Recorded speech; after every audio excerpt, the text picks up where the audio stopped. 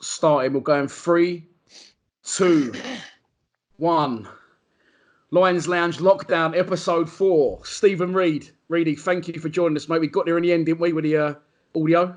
Yeah, it's been about an hour. It took about an hour to get set up, so we're already hour and 10. We're going to be longer than Sad's, this interview.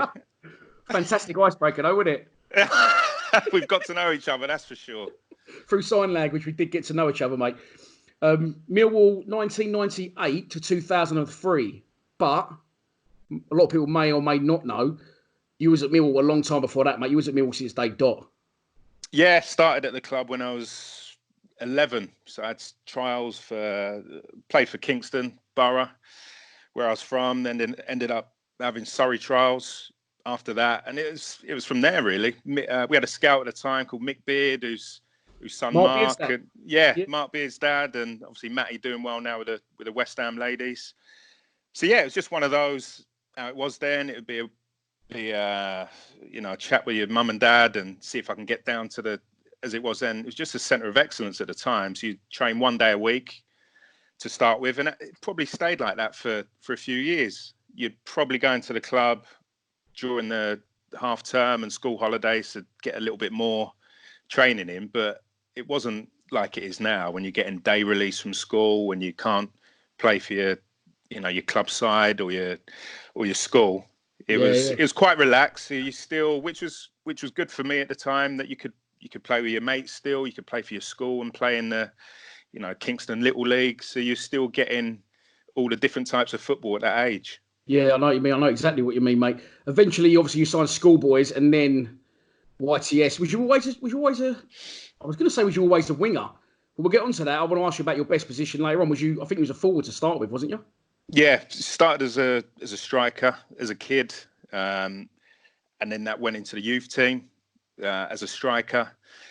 But a little bit later on, when you're getting close to breaking into the first team, you always kind of get sort of ushered out onto one of the wide positions. It's usually the way, but I did start as a striker. Wasn't really an out-and-out striker. I was more sort of like to drop in and get on the ball, but I think that's probably the last time I ever played as a striker, when I sort of left the youth team and broke into the first team. So coming up through the ranks, it was always as an out and out striker back then. Who did you come through with who was in your YT years, or year above or year below? Anyone YT at the time, Lake I didn't see, played a couple of times for the club. Probably should have gone on and had a decent career. I played alongside him, for our club side. A lot of my sort of Sunday league team actually played for Millwall as well. Oh, right. Obviously the recognisable ones. Obviously, we had that partnership when we played up front together in the youth team. Richard Barnard was in goal. Ronnie Ball played. Obviously, went on to have a decent career at the club as well. He was a bit of a lunatic. Yeah, he's funny bloke. Great left foot, right foot. Joe Dolan played a few games in that youth team, but not too many made that actual step up from my age group into the first team. Tommy Tyne, I think played. Tommy Tyne's around my way. Tommy Tyne. He come from non-league. He made a couple of appearances, but we had a good side, good mixture of. Obviously, that's how it was at Mill. You had sort of good talent, good catchment as well. South London always had good talent, but also some tough kids as well. I think that's credit to you, mate, because I say, like, people I know that come into the game, they come into the game late. To go from 11 all the way through to being a man winning promotion in the first team, that is rare. And I said earlier, we spoke to Sads yesterday or the day before. He obviously had his problems with injury. I seemed to have a very confidence issues, which was, for me, thinking of a professional footballer and a winger, I just assumed he'd be confident. For me, you was always, I said to you earlier off before we started recording, you seem to be the one who was sort of just steady, technically very good, and seemed just to have a relaxed and very good attitude towards it. Do you think that played a part in you succeeding? A little bit. I think behind all of that, I was a bit of a worrier as well. But, still to this day, you beat yourself up. Especially now, being a coach, if the session's not right or you don't get a result. And back then I was exactly the same. If I had a shit game, I'd be thinking about it till the next one. Probably similar to most, but Yeah. I did overthink a little bit about my game. It didn't always come. It wasn't easy. It didn't come easy to me. I wasn't one of the ones coming through. Probably really took off for me in that first year YT. Went on to have England trials, England under-16s as a striker. So when I was playing in that England team alongside Franny Jeffers and Joe Cole was in there, Gareth Barry, that's when you start thinking, you're mixing with these players, you might have half a chance. But the dream always for me, every step of the way was to, you sign your scholarship, you sign your schoolboy forms, and then I was just desperate to start full time. Did pretty well at school, finished school, but I only had one thing in my mind, and that was to be a footballer. To realise that you can get paid for doing it, and despite it being £42.50, by the way, we used to rip the arse out the expenses, the travel cards. Yeah, 100%. For the youngsters watching who may think, what is YTS? YTS was you got paid £42.50 a week to basically clean pros' boots, sweep the dressing rooms, and just get verbally abused by the pros as well, wouldn't it?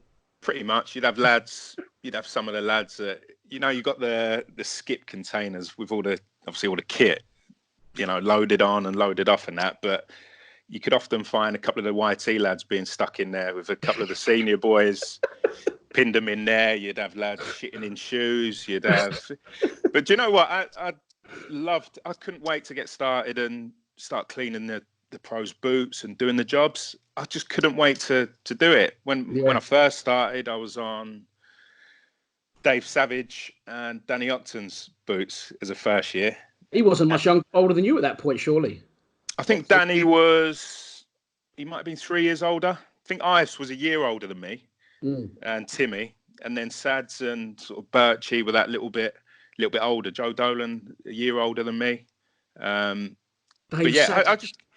Dave Savage, he was generous as well. Him and Bobby Bowery, Kim Grant, Tony Witter, they used to have the odd weekend in Dublin, and a couple of times they missed their flight.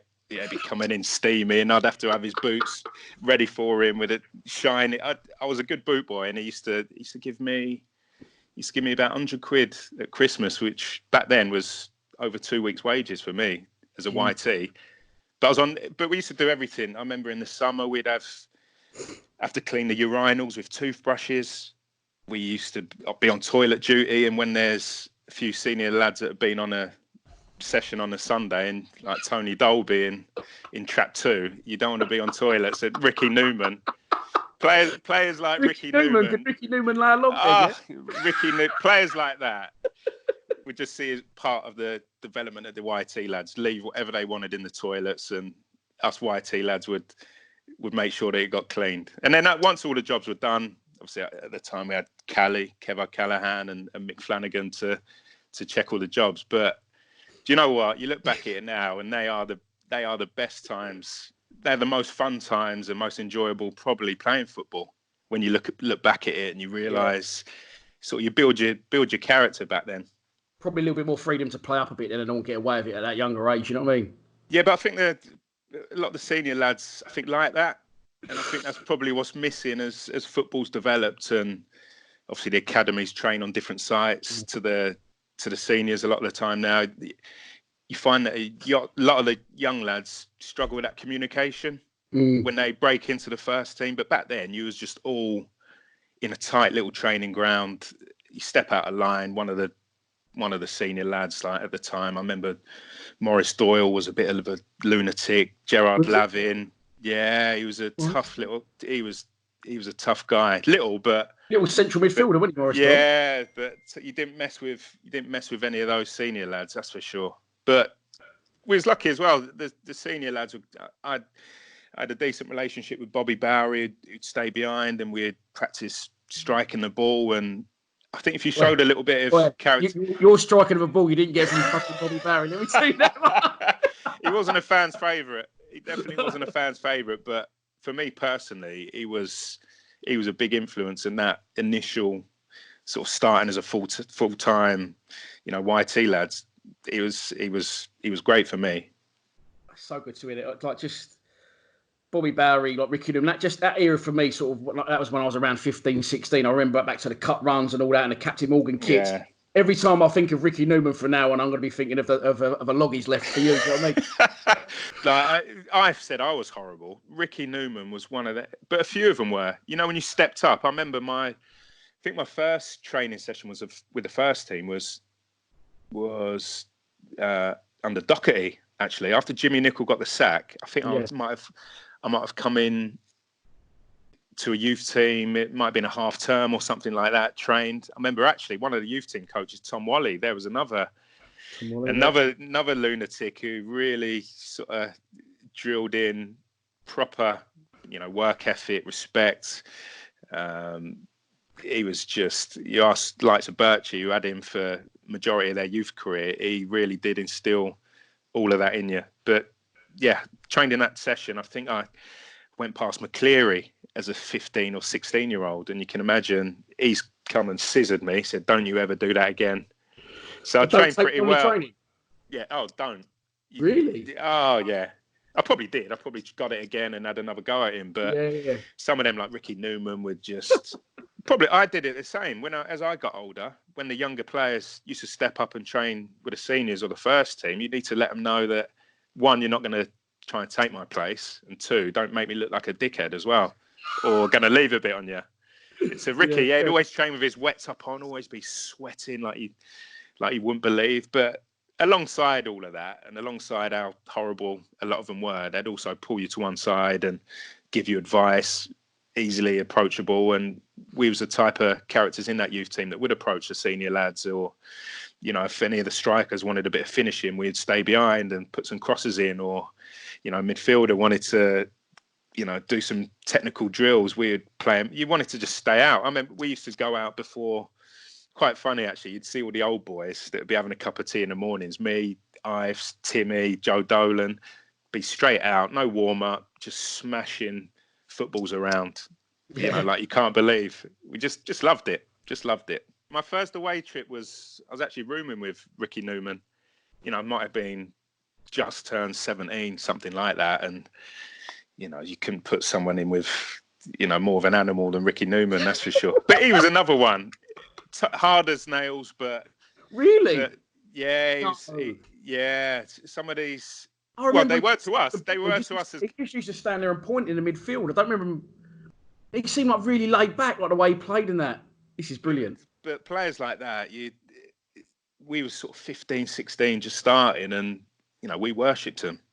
We'd clean their boots. I remember he's a good mate of mine now, Pat Maguire. He didn't make it. He's gone into law now, but I remember one morning he was on Rhino's boots, and Rhino walked past and he said, "Morning, Rhinoceros." As a 16-year-old kid, and Rhino lost it. "I'm not your fucking rhinoceros, and I'm not your mate. Clean my fucking boots." That is something that you don't do to Rhino as a young lad just starting out, that's for sure. So you give me that one, so boys, watch this. Watch what I'm going to say to him, and then said it, and then thought, oh dear. Yeah, I think that's the last we see of Pat Maguire. Still mates with him now, but he didn't last too much longer. Oh my God! But great days. And around that time, when I first started full time, it was Billy Bonds, and he made all the YTS lads come into training every day in a shirt, collar, trousers, and shoes. Yeah. Most of us obviously not got a pot to piss in, so we're just wearing the same gear every single day. But even stuff like that, back then it was a little bit of discipline, respect for the senior players, and then it was better, wasn't it? Made a man of you. It was definitely built my character, and he epitomised that. I know it didn't work out for Billy Bonds at the time, and he only had that year at the club. But for me, he was, like Sad said it in his interview. The stature of him pre-season, he took all the YTS lads for a park run and smashed us all to pieces. Won that, then he'd be in the gym lifting weights, ridiculous weights, and he was obviously the one that gave me my first pro contract on my 17th birthday. You must have been buzzing, mate. To come through, see so many people come and leave. An interesting thing, we've mentioned him, a good mate of yours, good teammate of yours. He spoke very highly of you, Paul Ifield. But the first interaction I had with Ives about you on camera, he said he was fucking horrible. Didn't like Reid at all. What was that about? Do you I want a little watched bit it. of the do you want to stand up for No, yourself? it took me by. It doesn't surprise me. Yeah. You know how I was at that time. I started the season well, so obviously left school that summer, then went straight into full-time football at Millwall. I was doing pretty well, pretty quickly got in the England under 16 side, so probably thought I was a little bit of a player. You know, we signed Ives from a non-league club, and you could tell that he had a bit. I know he said on his trial game that he had a stinker, but Yeah. he had quality. Ives, quick, strong. You know, a lot of the time might bounce off his shins and go through and nutmeg 2 or 3 people, but on his day, he was sensational. So I probably saw him as a little bit of a threat, and there's no way that I was going to be anyone's best mate. That's for sure. If there's someone coming in to try and take your place in the side, you're competing for probably 3 or 4 pro contracts up for grabs at that stage, and you know I wanted it more than anyone. I remember us signing Joe Dolan as well from Chelsea.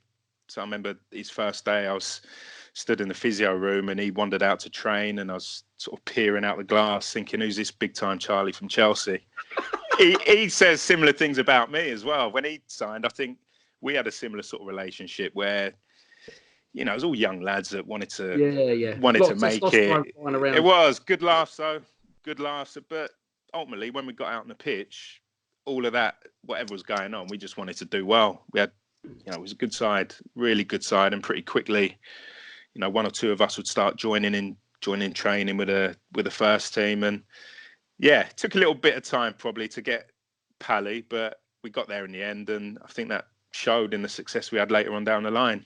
1,000,000%, and I'll make you right. You've got to have that little bit of aggression, little bit like I'm here to win a contract. I'm not here to be his mate. Once you was both flying in the first team on separate wings, that was fine then. Do you know what I mean? But yeah, I think you have to be. When you play for Mill, you have to be. Even when you're maybe recommending a player to Mill, or you're thinking about whether a player can play for Mill, you need to take into account the other side of the club. If you're not doing so well, how tough it can be. You know, you need to be a different type of mentality to play there. That's for sure. And I think that showed in probably a little bit of the needle in the youth team that we had. But that went out the window completely when we got out on the pitch. But so we actually started to playing together up front, me and Ives, and we hit it off pretty quickly. You know, scoring for fun. We had Mick Flanagan who would do individual work with the pair of us. To be fair, I'd get the ump if Ives would score and I didn't, and he probably was the same. Yeah, you know, he was probably the more out and out striker in a way. You know, he'd obviously had his non-league games and scoring for fun. So he was he'd run in behind all the time. I was probably a little bit more wanting to create and sort of drop into the hole and create from there. But the partnership seemed to work really well. Who gave you your debut? Billy Bonds. He gave you your Billy first Bonds. Contract. He gave my first contract. So I was playing in the England under 16s, and then you're on the bus and you're listening to lads that talking about what sort of money they're on and what we're talking about some of the best players in the country. I was still at Millwall. We're still in sort of the old, League One, so 3rd division. So it was just really a matter of time before. You don't know at the time, but I'd imagine there's probably scouts sniffing around. 16-year-olds still at Millwall.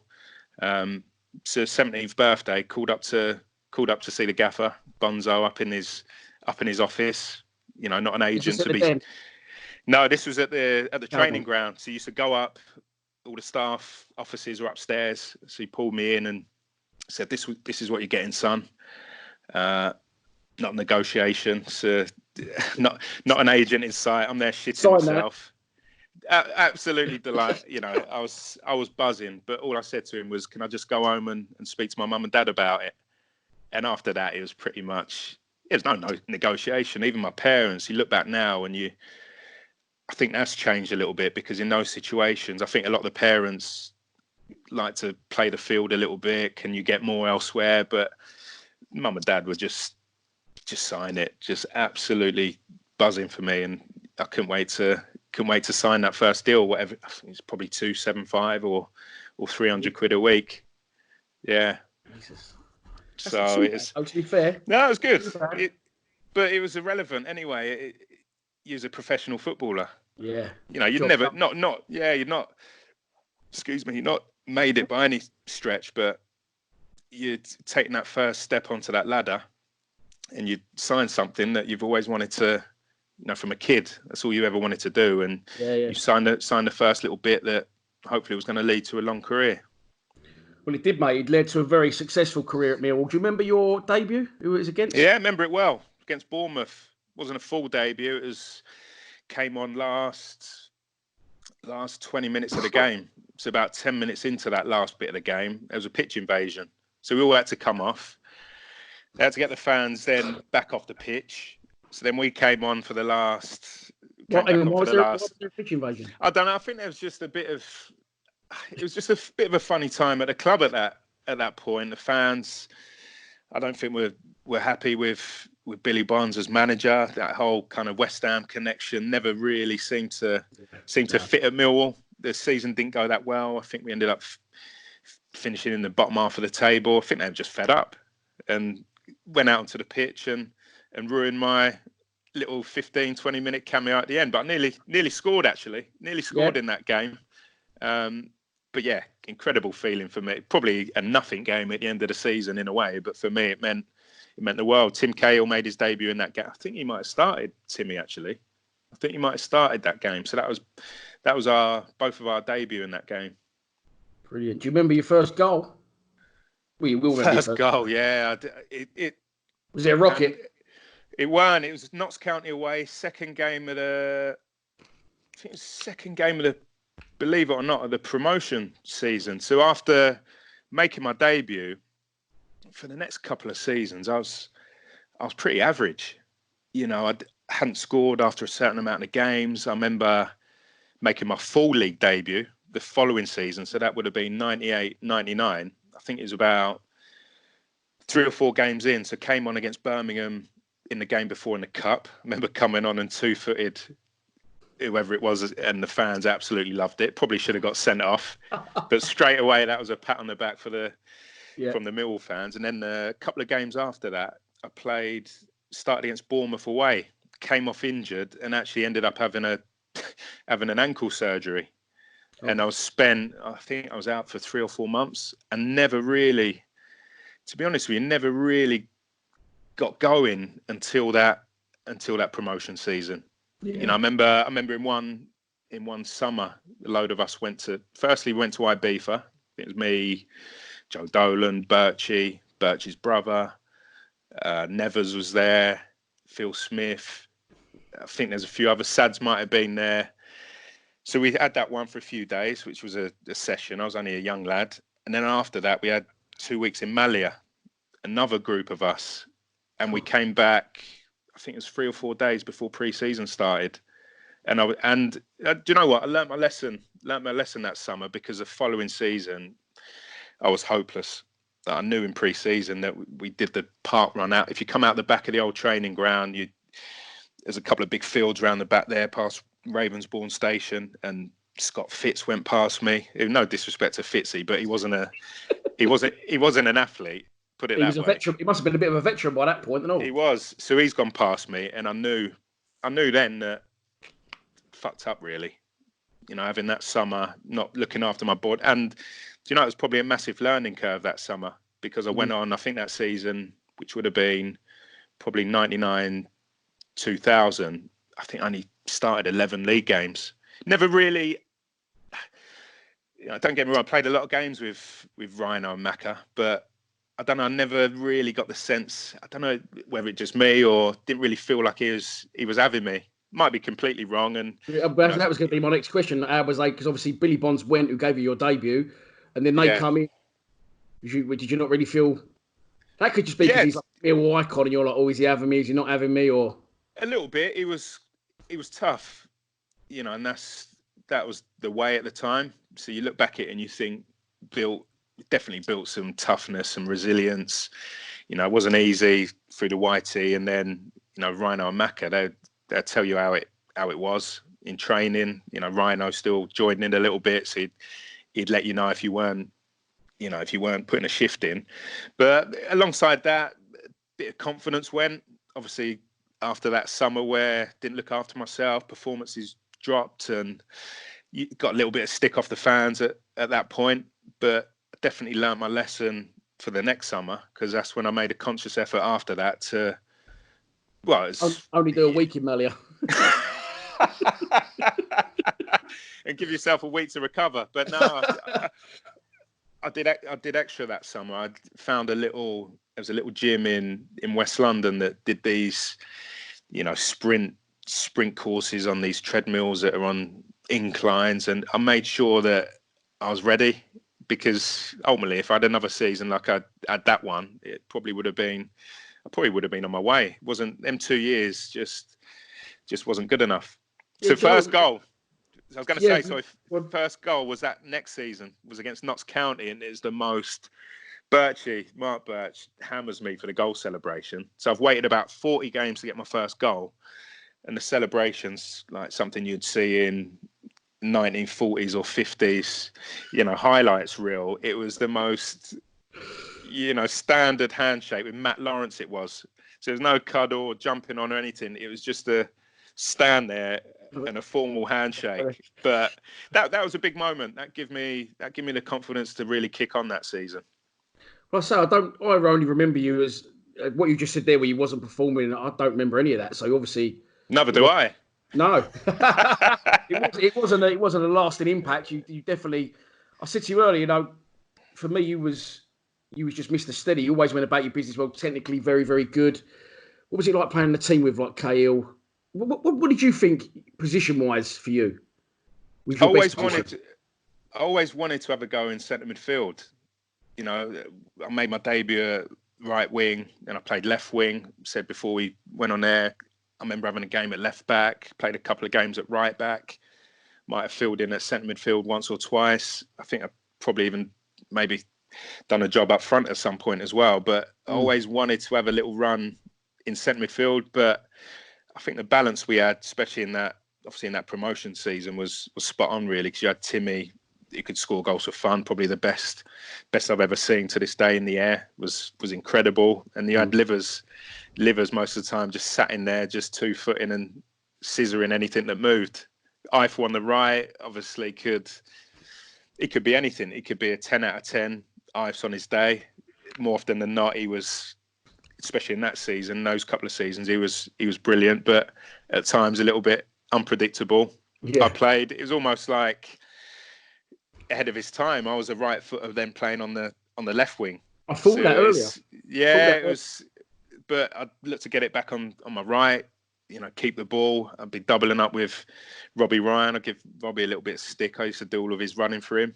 He was steady away behind, Daishi, Nevers, Scott Fitz. Even I remember Dave Tuttle, actually. He was at the club and he was better than a lot of people thought, actually. Tuts, scruffy man, real scruffy man. Massive head. He used to drive this Escort estate, which was about 15 years old. Remember one pre-season, he brought it back in, and lads used to call it the passion wagon. He did.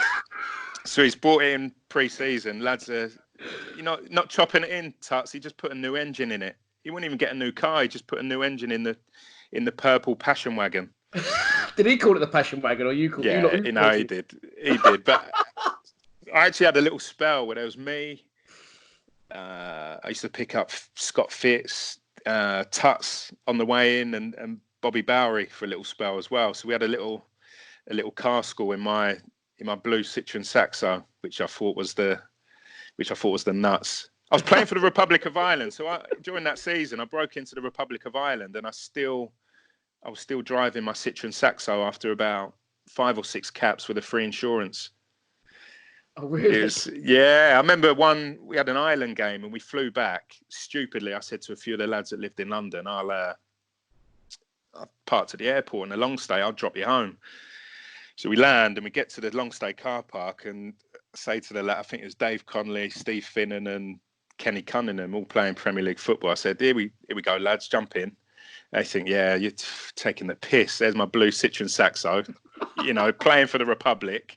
So they absolutely hammered me for years. But it just shows you, as an international footballer, that wouldn't happen these days.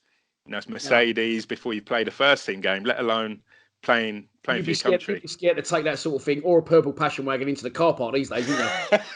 You would, though, wouldn't you? Yeah, you would. But at the time, it was my pride and joy. Wembley, was it your first full season? It would have been 98, 99.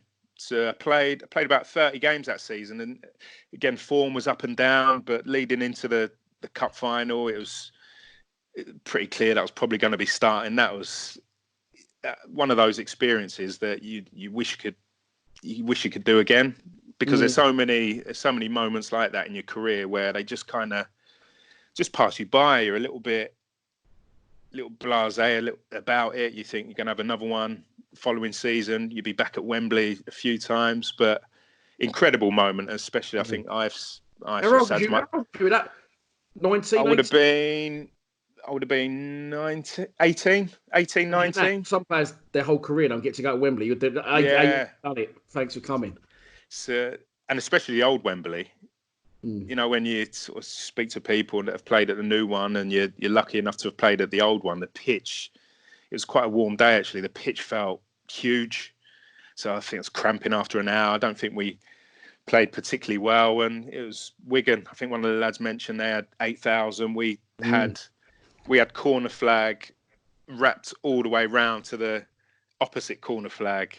And last minute winner from Wigan just killed the day. I think we went back we stayed at a hotel just next to Hyde Park. So we went back after the game and had a bit of a smash up after that. But it was a shame up because... Mate, our midfield that day was you, Ives, Cahill and Ricky Newman. Yeah. And then Sads and Harris up front. How did we lose that? How have we lost that game without well, it's like Wigan were a bit of a bogey team. Wigan were always a decent side, good experience, a little bit nasty, had a couple of tough characters in their team. Obviously, that playoff game when they beat us again. So they were always a little bit of a bogey side, Wigan. Always had some decent quality about them.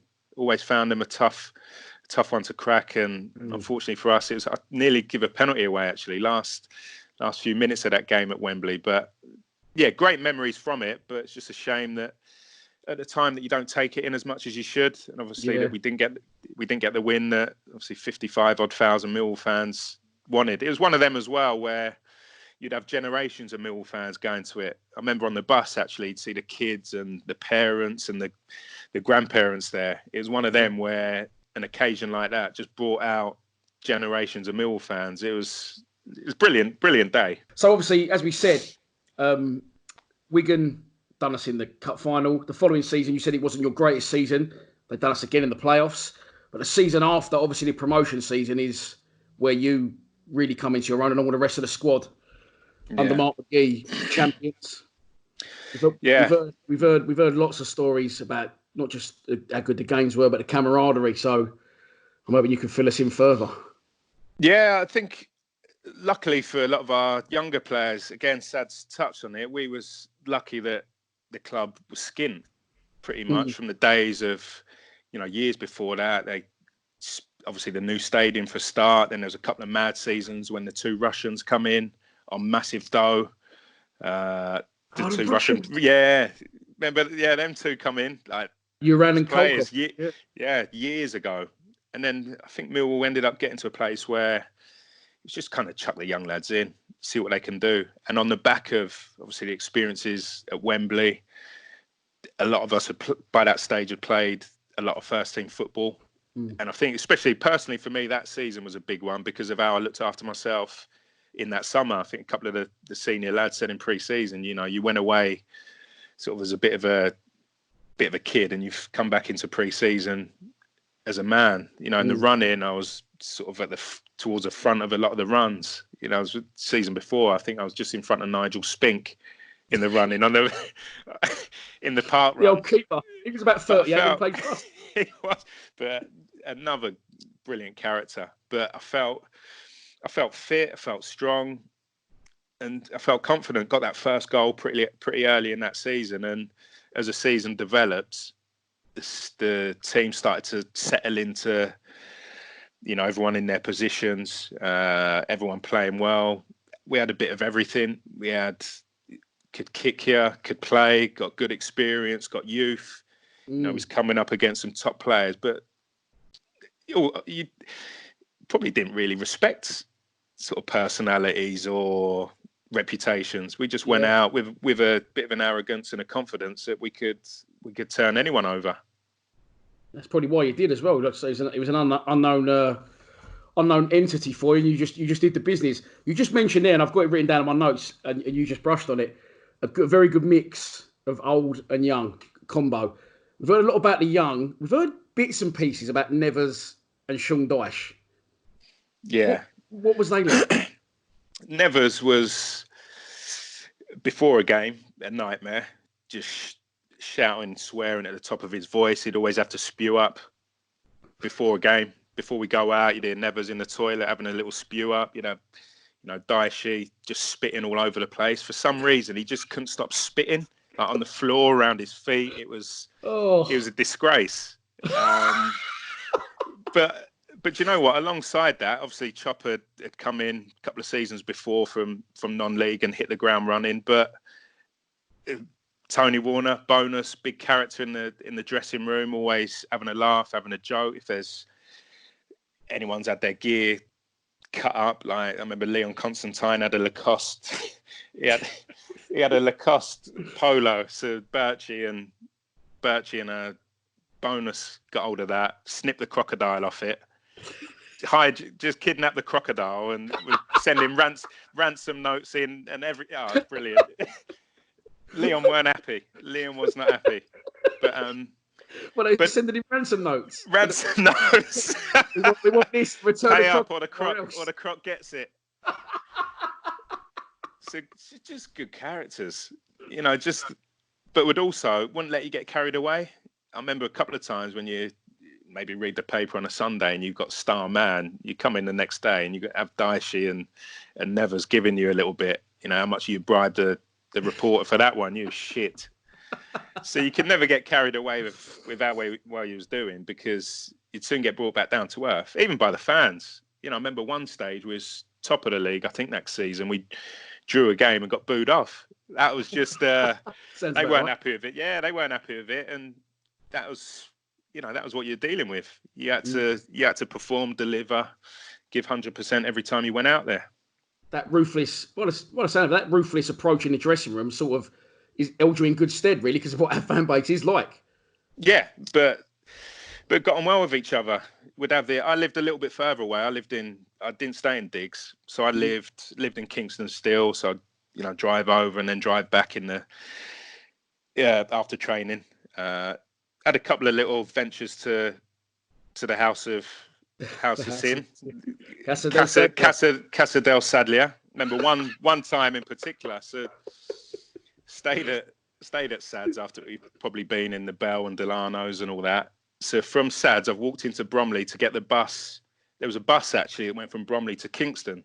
So I've hopped on the bus on the Sunday, got back to Kingston, bumped into someone I knew in Kingston when I was getting the other bus to get home. Whoever it was, what's happened to your eyebrows? So I didn't have a clue. I've wandered from Sads's, which was on that main road, into Bromley. So I've walked into Bromley, waited for the bus, probably busy Bromley, Stephen Reid playing for Millwall, whatever. Got on the bus, got to Kingston with no eyebrows. So that's what you're dealing with. So it was a good fun, good laugh, good place to be. Obviously enjoyed our nights out, our Christmas parties. Most seasons you'd have the end of season trip at the end of the season, but that was just part and parcel of it. Good laugh off the pitch, but as soon as we went out there, we knew what we was doing and just enjoyed being in each other's company. But the same feeling was around the training ground. Rita and Lorraine in the kitchen weren't the best. The ham pasta, tuna pasta. You got Ron the groundsman, but it did feel like sort of It's one like big. family sort of thing. It Yeah, was the definitely cook was. was shit, but she's a lovely woman. We like her. Yeah, everyone looked after each other. Real good feeling about the place. That's brilliant. Did you ever find a culprit for the sideburns? Sorry, culprit for No, the eyebrows. I'm sure one of the lads on the group chat probably be Warner. Definitely be involved. Sads possibly. Warner will probably actually on the WhatsApp. He's probably still got them at home. So he'll probably put a picture up on the WhatsApp group chat. My eyebrow somewhere. He's got a picture of you in no eyebrows and Lee and Constantine'S Crocodile on the other end. But no doubt Warner would be involved somewhere. We found when I spoke to Sads, he said no one wants to talk about the actual football. You know what I mean? Because we was all there. It was brilliant. We all experienced it as players and fans. And I don't think we mentioned one game with Sadlia. And we won't. I don't want to get deep into games with you because, as I said, we all know how good it was. But we got to talk about the Reid Rocket promotion day. Oldham at home, 5-0. I still remember to this day. My mate Richard Isom, if he's watching, we was there in the Dockers Lower, and everyone came out. All the players come out, and the Oldham players came out, and they had footballs as well. And they booted the footballs into our end. Someone caught one near us. They was just sort of giving them away. And my mate went, "Do you know what that tells me? That they're just ready for a pace today. They just, you know, their season's over and they're just there to take what comes." And they wasn't bad, mate. We were just devastating that day. And Unbelievable. Yeah, it was one of them. And by that stage by that stage of my career, I was getting into better areas. I was creating chances. I was starting to score goals. You know, always since I was a kid, could always lash a ball. Ridiculous. Never one for tricks and keep ups and all that, but always had a clean strike of the football. But sort of in the build up to that, we went on that. Obviously, the Cambridge game involved, but that was what led to that. Was I think we won about 5 on the spin. So it was Cambridge, I think Stoke, Port Vale, Swindon, Wrexham in there. So we went on an unbelievable run towards the end of that season, and just everything was clicking. You look through that side, and obviously Lucas Neal, Timmy, myself, you know, Eiffel, all performing well. Had Chopper, Sads, Paul Moody at that stage as well. Who, by the way, if you didn't get it within 2 inches of Paul Moody's foot, he was not moving. Unbelievable in the air from crosses, but oh my God, you did have to land the ball on his toe. Oh, really? But yeah, everything, especially that day, that it was a sellout. Like the strikers almost spoilt, really. Let's have it right. Although they were very good, Chopper, Sads, Claridge come in for a while, Moody, they must have been spoilt for choice. If you've got anyone wanting to whip balls in, it's surely you, I feel, Kinney as well. Lucas Neal could stick a cross in. Yeah, but that was a key. I think definitely, well, whatever league you're in, but especially Championship, League One, League Two, if you've got a couple of strikers, or at least one that's going to score 20 odd goals a season, then it gives you a chance. We had, we had Chopper, we had Sads chipping in, we had Paul Moody chipping in, we had Claridge that came in and who was unbelievable, by the way. Scruffier than Tuttle. He was scruffier than Tuttle. He would be one while Dyche would be spitting and Nevers would be in the toilet having a spew up. Claridge would be in the boot bag.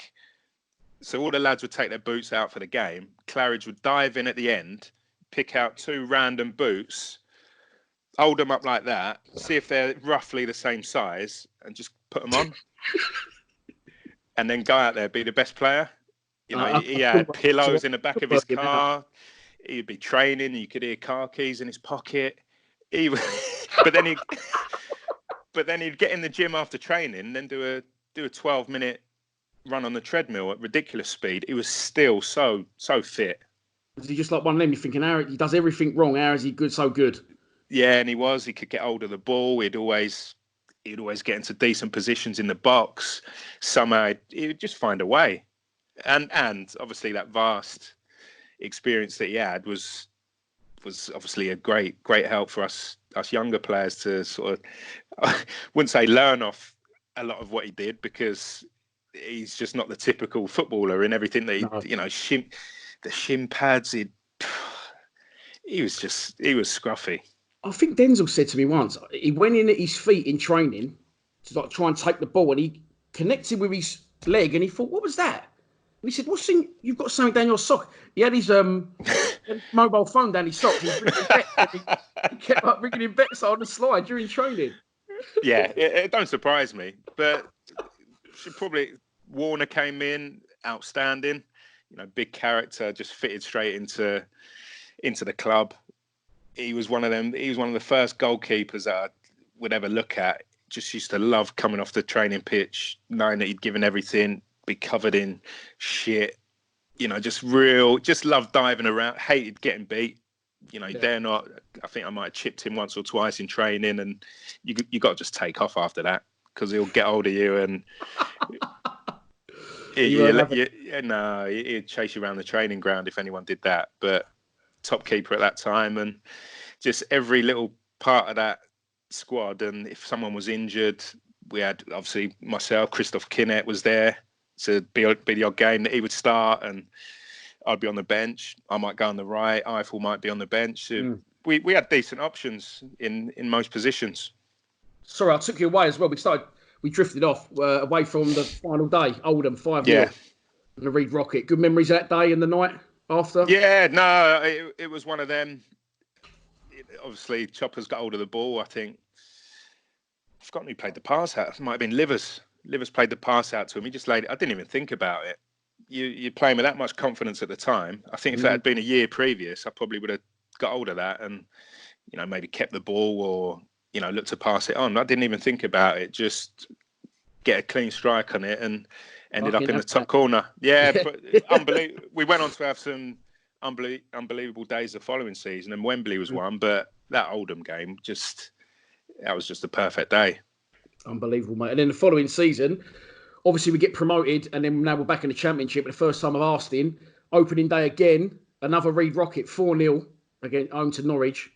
Another great fight, mate. Watched it earlier again on YouTube, just for a little bit of reminiscence. It was again. I think we sort of arrived in the Championship and didn't fear anyone. We was playing with that much confidence and that much belief. It was probably one or two of us by that time starting to get linked with moves to bigger clubs. But do you know what? Back then, you didn't care who was watching games if there was interest. I think now the agents get a little bit busier with all of that. But just going back to it's probably rare now that so many of us would play that many games at a Millwall now. Like I paid 160 something. I've played 250 odd. Timmy's probably another 200. Yeah. Like now, you probably play 20 or 30 and you're gone. Snaps up, yeah. Yeah, we was lucky that we stayed together for a decent period of time. But that, again, to top that Oldham performance and game, then we go into the Norwich game and smash them to pieces, but then get smashed to pieces the following week against Birmingham. I think it was 4-0. So that was a real, being brought down to earth one. Obviously, Jeff Horsfield, I think, got one or two that day, and they had some top players at that time. I think I might have got sent off actually within the next couple of games against Burnley at home. So I missed another few games. So it was a little bit of a stop-start time because I missed that Palace game, the one you was talking about with Sads. Obviously, when Sads just took off after Chopper's illness as well. Sads got his chance. He came back fit and he got off to a flyer as well. But I remember going to that Palace away game and being in with the away fans that had that whole side. I love that away ground. People say, I want West Ham to come down or whatever. That away day for me at Palace is perfect. That 6,000 we get on that sideline is unbelievable noise, isn't it? Yeah.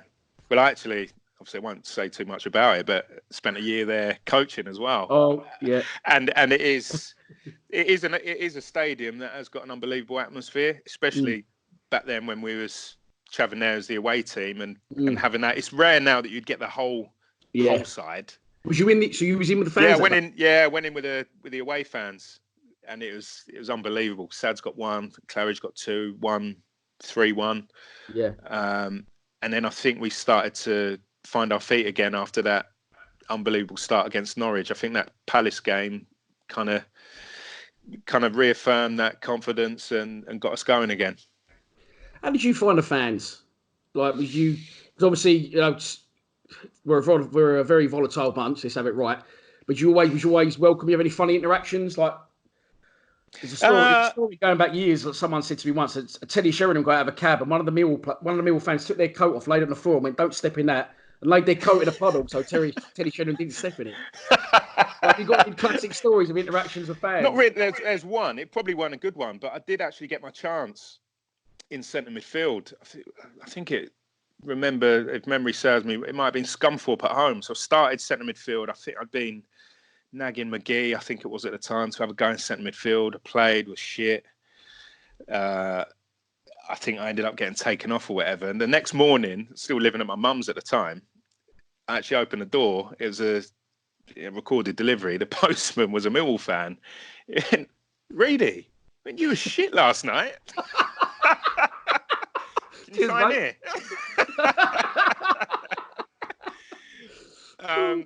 But do you know what? It started off really well when I broke into the team initially, and then I had a couple of seasons where I wasn't great, so the fans did get on my back a little bit. But do you know what? I think you're still chuckling at that postman, aren't you? Imagine it was your next door neighbour's parcel, though. That would have been worse. Reid, you were shit last night. Your neighbour's not in. But I think that, like I said earlier on, that you got to be a certain type to play there. You really do. And I think by having those struggles initially and getting a little bit of stick from the crowd, I think that built that resilience. And I think when you go again then and you turn it around, I think the fans get that little bit more respect for you. A bit more of a feeling off you as well. Definitely. And of course, I came through from 11 years old.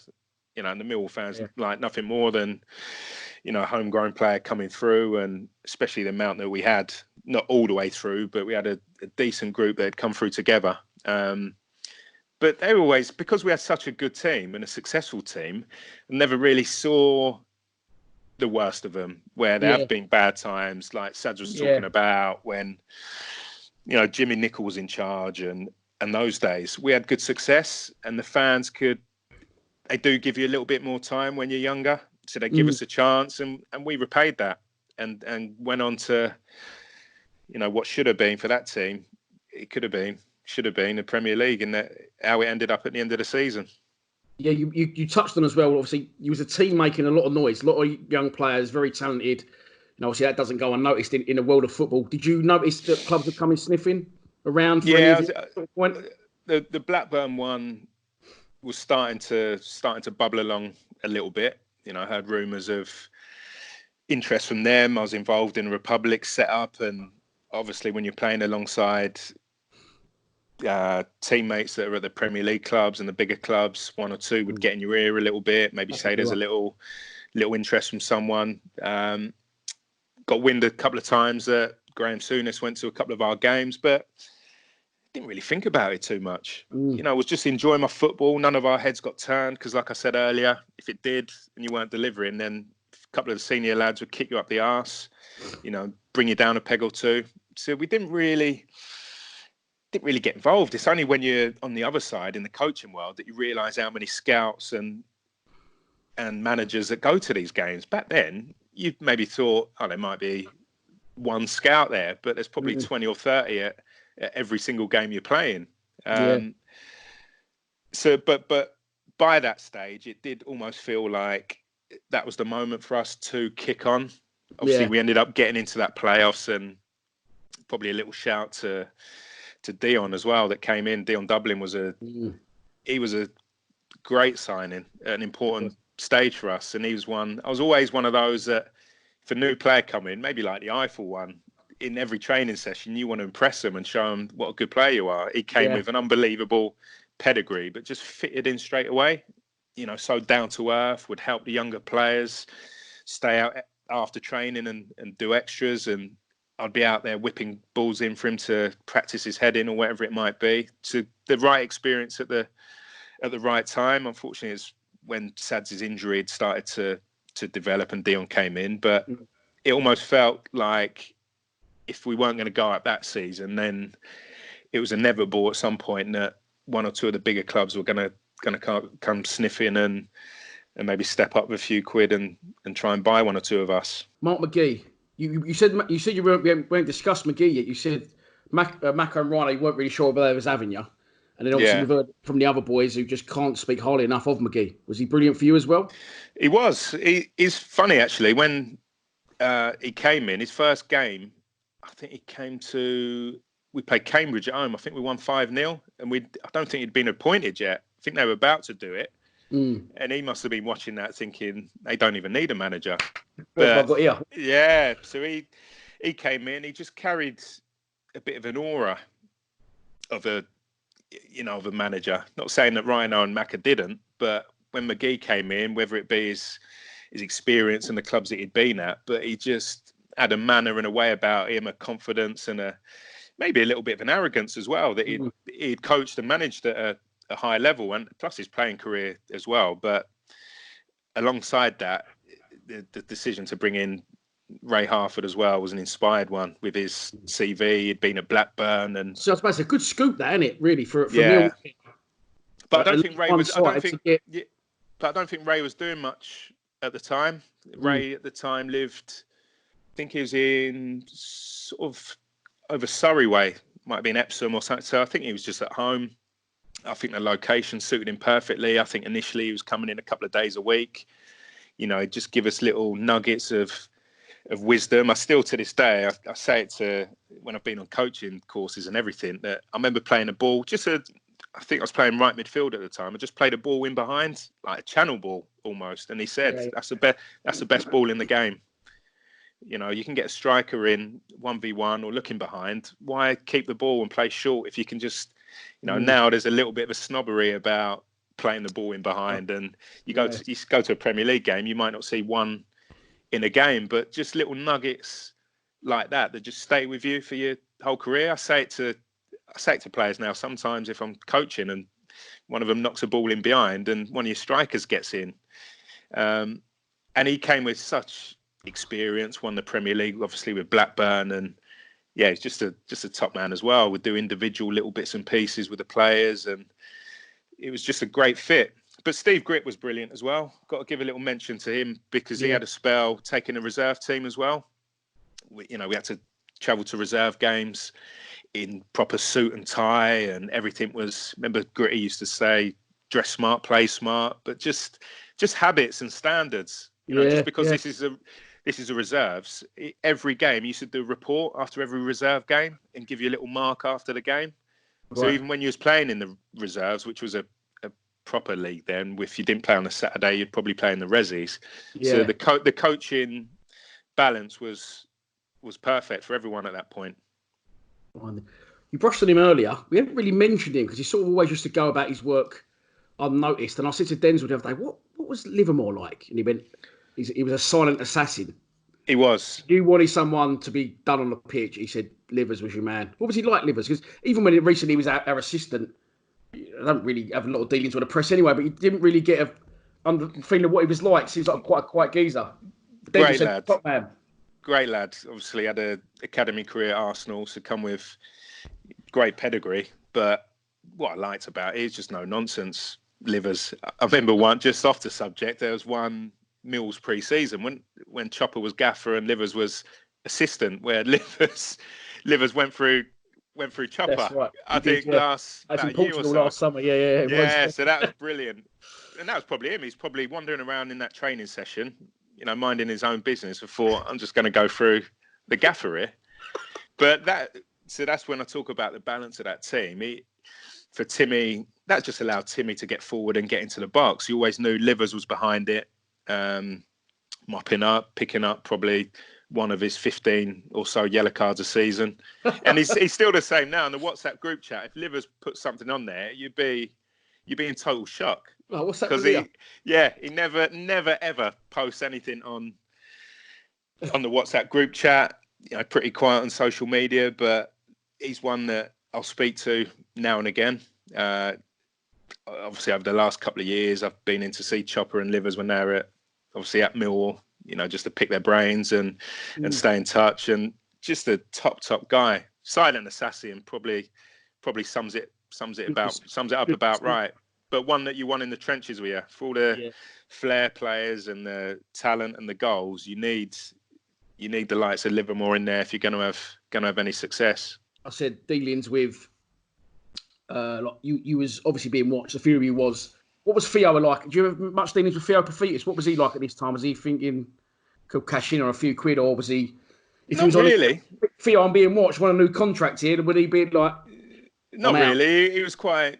It's quite hard work when it comes to contracts. Remember the documentary where all the camera crew came in, and I think we all ended up. Chopper initially started having a row over whether we should pay for our toast in the morning for breakfast. Remember the camera crew filming? I don't know what it was on, but that was Theo. Obviously, shrewd businessman, proper chairman. Probably run it the right way, not just spending money for fun and putting the finances of the club in jeopardy. But yeah, we obviously, as the time went on and we started to perform, we had to reward the lads with better contracts, and pretty straightforward. Remember, one of mine was dragging out for, I think the last one I signed at Millwall was dragging out for so long. My agent at the time, it was taking forever. So we just literally sat around the table after one of the home games and just thrashed it out in a couple of hours between us. But he was fair. You know, I think he knew that he had to reward the players that were doing well, and I think at the time the contracts were fair for where we was at, and ultimately at that time we probably were a selling club. So it was only a matter of time really before the club was gonna cash in. When you look at the fees now, though, you're thinking, oh, no. wow, it's incredible when you look at the fees from the Championship into the Premier League now. Sort of, I think we all would have been worth, I don't know what it might have been, 15, 20. Got centre halves going to the Premier League from the Championship now for 20 odd million. So God knows what a lot of us would have been worth. Crazy fees. Well, you did end up eventually leaving the club for Blackburn. Yeah. Obviously, been at the club. No one ever begrudges someone moving on with their career. It was, you know, you was destined for bigger and better things, and been there since 11 years old. Was that a tough decision to leave? It was tough. I remember it happened pretty quickly. There was a little bit of dialogue going on. I met Graham Souness, and I think the fee got agreed pretty quickly. I cut 1.8 or 2 million. So then you get permission to go up and chat with them, and they just finished 6th in the Premier League actually the summer that I signed for them. So then I went up and had a look at the facility, met obviously Souness, the manager, and that was it. I never came back. I never came back. It was a tough decision. I remember just before I was going up there was a sort of last ditch sort of effort from Mark McGee to keep me at the club, and I think he felt that if I'd went on to have another season like I just had, that there could have been even bigger club waiting. But I think you just can't really take that chance. Blackburn was still a big club, still had won the Premier League, facilities were unbelievable, but obviously the big decision was that moving away from home one. Obviously, being in London my whole life, and to up sticks and move to Blackburn, sort of Manchester way, was tough for a while actually. For the first year or so, I found it really tough. Went in, obviously, in the changing room with the Millwall boys, and then, you know, the next day you're in the changing room changing next to Dwight York and Andy Cole and you know, Brad Friedel and some Premier League legends in there. So it did take me a little while to adjust and to believe that I could do it at that level. Was it always Blackburn, or was there other interest at other points from other clubs? Last ditch one from Portsmouth actually, from Harry Redknapp at the time. Right. So I was in the offices at Blackburn. So Portsmouth made a last ditch effort. I think they agreed a fee as well. Remember speaking to Harry on the phone actually, and he said to me, "Come on, let's be honest. You don't want to live in Blackburn, do you?" You know, he rang the missus on the house phone at that time, trying to talk her. Well, he must have rung the house phone to get hold of me. Right, yeah, But he ended up speaking to the missus, saying to her, "You don't want to move up to Blackburn. Come on, you stay down south." That's the best possible route as well, isn't it? If you send it to the missus, then you're going wherever she says. Do you know what I mean? But to be honest, by that stage, my mind was made up. I didn't, you know, pretty naively at the time, you didn't even ask what Portsmouth were offering or anything. They might have offered double what Blackburn were offering, but Yeah. having met the manager, having obviously seen that they just finished 6th in the Premier League, looking at the training ground, looking at the stadium and the history, Portsmouth at that time were probably going to struggle to stay in the league. I think they did stay up that season, but I think Blackburn at the time was just a better fit.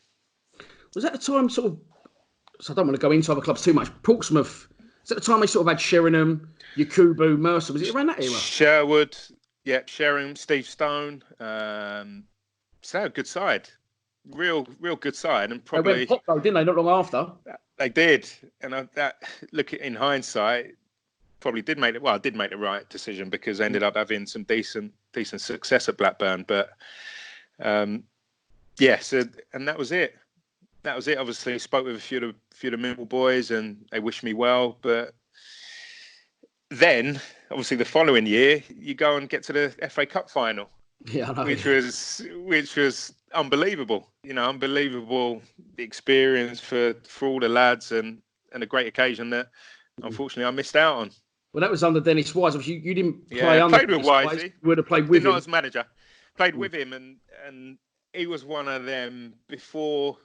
And I've played with a lot of them actually. Before you play alongside them and they join your club, you can't stand them. Horrible little fucker, nasty little man. But he actually came into the club and it's probably the fittest in the squad. I think he was 36, 37 at the front of the run-in. He'd come out early with the young lads and play two-touch. If you lose, you get your ear flicked. And you're doing that alongside Dennis Wise, who's a senior player. He's out early every morning. Yeah. He's at the front of the run-in, and yeah, that was a great experience learning from someone, and I actually played some good football alongside Wisey. I think I got my first or second goal that season against Leicester, which for him was a big game because I think he had a big bust up with Leicester and left there, and yeah, that's right. Yeah, he had a couple of assists for my goals, and yeah, top player, top man, and I think at that time we had Andy Roberts as well at that stage, but unfortunately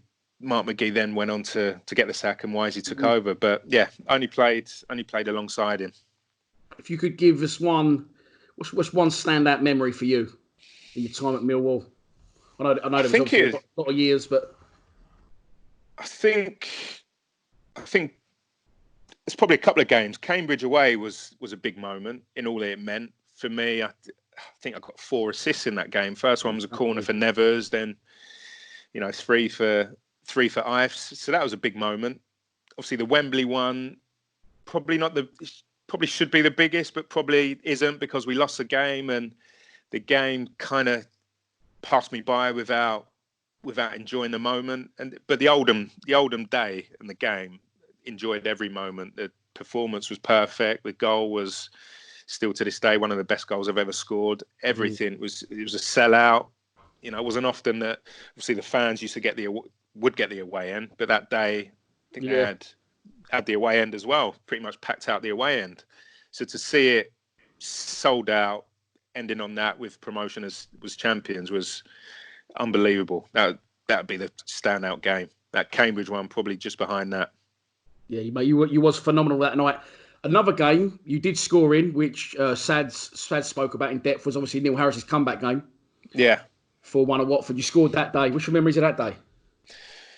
Again, incredible one because of the picture, because of what Chopper had been through. It was, listening to Sads' story, especially and running it through from that summer when we all found out the news. I was such a young lad at that stage. You don't really know how to deal with something like that. When you're a senior player or you're more mature, so I kind of didn't really know what to do. I think I ended up ringing Chopper and not knowing what to say. Yeah, because you're that young and you've not really experienced. It's not touched you in that, in that way before. Yeah. Anyone close to me in that way. So for it to be one of your good teammates, good mate on and off the pitch, to going into something a little bit unknown. You hear cancer and you automatically think you fear the worst. So for him to not only to get back, but to get back and deliver moments like that because I'm sure that was what Chopper was feeling like at the time. Yeah. Just wants to get back well. Forget the football. I just actually want to get back and be healthy and, enjoy my life. But to get back and to have that impact, and that perfect day, New Year's Day, start of a new year, and I managed to get a goal that day as well. The performance was unbelievable. I can't actually remember Vialli's. I know Sad spoke about that one, but I can't remember that bit that he did in the paper. But the goal was just a perfect goal, picking it up in his own half, and to finish like that. And I'm probably one of the other lads as well that's got that picture up in the house. It's one of the few. I'm one of those that don't really, like to put too much memorabilia up. Yeah. Well, I have got a few. You probably might have seen my social media. I've got a few up now, but not many photos. But that one of Chopper and all of us lifting him up it's probably one of the most iconic pictures in the club's history, I'd say. Yeah, 100%. Because he's such an iconic figure, top scorer, and just a top bloke as well. He's one of my go-tos now. Obviously, speak with a few Daishi. Managing obviously Burnley, and Chopper's one. I'm in the coaching world now, so Chopper's one of those that is one of my go-tos when I've got something on my mind in the coaching world and in general. Top man. I think he's up next on this as well. Is it? I need to know he's going to see this. I wish, mate. I wish. I think he will. I think he's watched the others. Yeah, I have heard a rumour, but let's hope so, mate. Fingers crossed. But, mate, listen, it's been your show. It's been brilliant. I've really enjoyed your time. We got there in the end after a few technical difficulties, but Stephen Reid, Millwall legend, mate. Appreciate your time so much. Legend, Reid. Thank you. Brilliant. Top man. Cheers, mate. Take it easy. Well done, mate. Bye-bye. See you, mate.